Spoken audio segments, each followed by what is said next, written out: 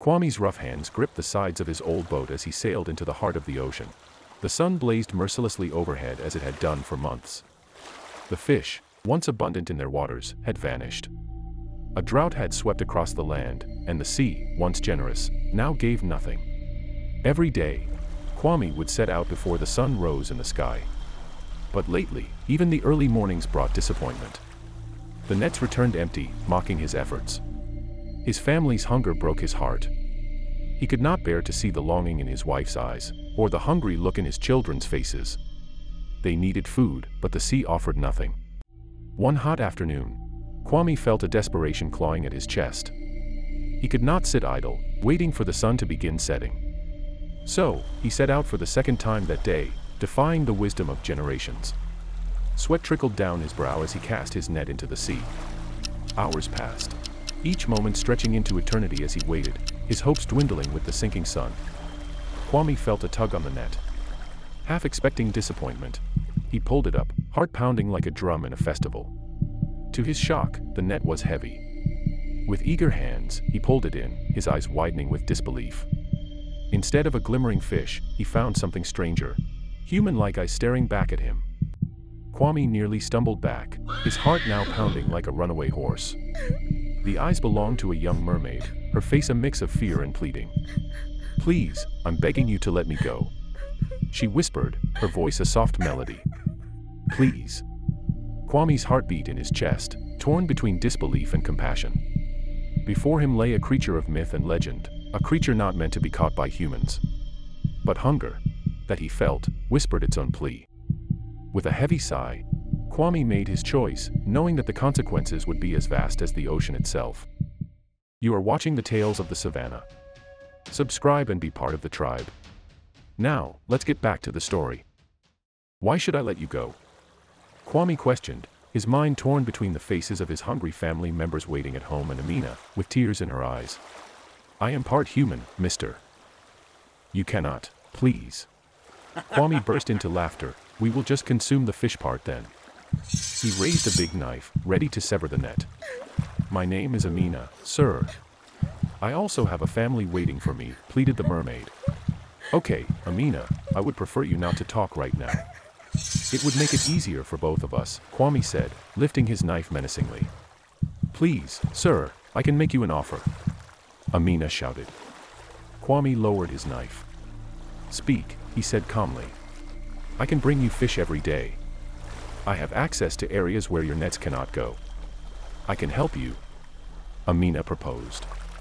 Kwame, intrigued but skeptical, questioned, how do I know if I release you now, you won't just swim away to wherever you came from? You know that proverb that says, what you have in your hand is far more valuable than what you have in your head, asked Kwame. I do not know any human proverbs. Amina replied. Aha, so you are admitting then that you are not human, Kwame remarked. Amina, feeling cornered, began attacking the air, screaming and pleading. Please, sir, don't do this. What are you doing? Kwame asked. I'm defending myself, came Amina's reply. Kwame laughed, a laugh he hadn't expressed in a long time. This little creature had character and reminded him of his daughters. You still haven't answered the question of why I should trust you, Amina. She began. Well, it's because for us mermaids, if we promise something, we cannot go back on our word. My promise binds me to you until you release me from the promise. Okay, Amina. I will release you from this net. But today my family will go hungry again, Kwame sighed. Amina chimed in joyfully. No, they will not. I will bring you a fish today. Okay then, I will wait for you here, Kwame said, still expecting to be tricked. As Amina splashed into the water, Kwame wondered if he had just made the worst mistake of his life. An hour passed, then two. I knew it, Kwame sighed, feeling like a fool. I am a foolish man, he muttered to himself. Maybe next time when I meet someone for the first time, I can say, hi, I am a foolish man. He scolded himself, angry at his own gullibility. He began rowing the boat back to shore, disappointment weighing heavy on his shoulders. Suddenly, a voice broke the silence. Hey, sir. It was Amina, and she was back. In her hands, she carried a basket overflowing with a variety of fish. I didn't know the fish you liked, so I caught a variety, she explained. Kwame couldn't help but laugh. Maybe not a foolish man after all, he mumbled to himself. Amina, confused, asked, "I'm sorry, what did you say?" "I said, thank you, Amina," Kwame replied, his laughter echoing across the waves. Amina giggled, not quite sure how to respond. The sea, the boat, and the laughter of a humble fisherman and a mermaid wove a moment of unexpected joy, turning what seemed like a foolish venture into a tale sprinkled with the magic of newfound friendship. In the weeks that followed, Kwame and Amina's unlikely friendship blossomed. One day, as Amina presented another bountiful basket of fish, Kwame voiced his concern. "You don't have to bring this much fish to me. It must be taxing for you." "Not at all," came the soft reply.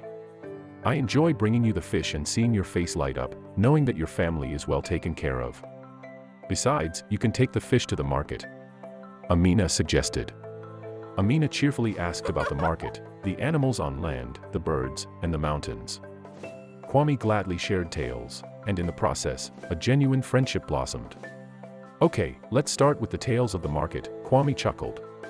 Amina's eyes sparkled with excitement. "Yes, sir," she gushed. "You can call me Kwame now, we are friends," he declared, to the delight of Amina. And so, the days and weeks went by, with Kwame's wife now selling fish at the market during a drought, and Kwame secretly meeting with Amina. However, questions started to rise among the other fishermen about how Kwame could have a surplus of fish during such a difficult time. Baka, a fisherman, spoke up, "There is no way Kwame has this much fish. He is not even as skilled as some of us here," pointing at the men gathered around him. "We have to find out his secret." "I think he has dark magic, a goblin maybe," suggested another person. "Well, we need to tail him and find out where he is fishing," said another man. "Because our wives are now saying we are incompetent, we should be more like Kwame." The next few days went as usual, with Kwame meeting Amina and exchanging fish for stories of the world. Soon, Kwame's secret was out in the open. "He has more than a goblin," said one man. "He has a mermaid." A gasp went out among the gathered men. "So, he is a wizard," shouted another. An elder among them spoke up, "We should call him to this meeting and ask him of these allegations. We cannot assume a man is successful because of magic. Maybe he is just working harder than all of us." A murmur of agreement rippled through the gathering. The next day, Kwame was summoned to the gathering. As he arrived, all eyes were on him. He could feel the tension in the room, recognizing some of the men as friends and fellow fishermen. He wondered why he had been summoned. An elder spoke, "Kwame, there have been whispers. They say you've got more than just skill, they say you have a mermaid." Kwame chuckled nervously, "A mermaid? Where did that come from?" Baka, the skeptical fisherman, stepped forward. "Don't play games with us, Kwame. We've seen the surplus of fish. No one else is catching as much as you." Kwame took a deep breath, deciding to share his extraordinary secret. "I have a friend, a mermaid named Amina. She helps me find the best fishing spots." "That's the truth." A murmur of disbelief spread through the gathering. "A mermaid friend," someone scoffed. The gathering erupted in disbelief. "Our wives have been buying fish caught by a mermaid," asked another, his face turning pale. "Maybe she is the one causing the drought," speculated another man. "Yes, she is a bad omen.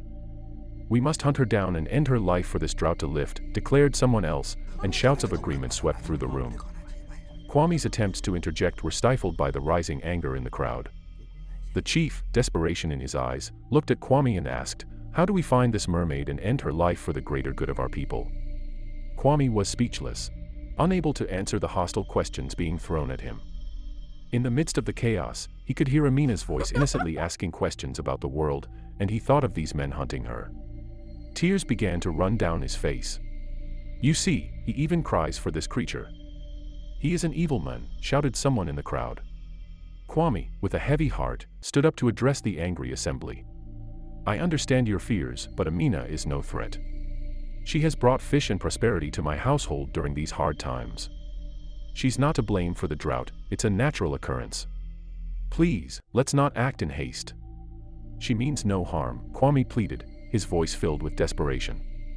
The crowd, fueled by fear and anger, remained unconvinced. The chief, torn between the beliefs of his people and the friendship he had with Kwame's father, hesitated. "Kwame, we need proof that this mermaid is not a danger to our village. If you cannot provide that, we must act to protect our people, the chief declared, attempting to find a balance between the villagers' belief system and friendship. Kwame, feeling the weight of the situation, knew he had to find a way to prove Amina's innocence. As the sun set, Amina felt safe in her underwater home, unaware that a storm was brewing on the horizon. The village, torn between fear and desperation, faced a choice that would either shatter or strengthen the bonds that held them together. Thank you for watching our story, The Fisherman and the Mermaid, and we hope you enjoyed it. What lessons did you draw from this story? Share your thoughts with us in the comments below. Don't forget to subscribe and be part of the tribe. Thank you for watching The Tales of the Savanna. We will see you next time, in the Savanna.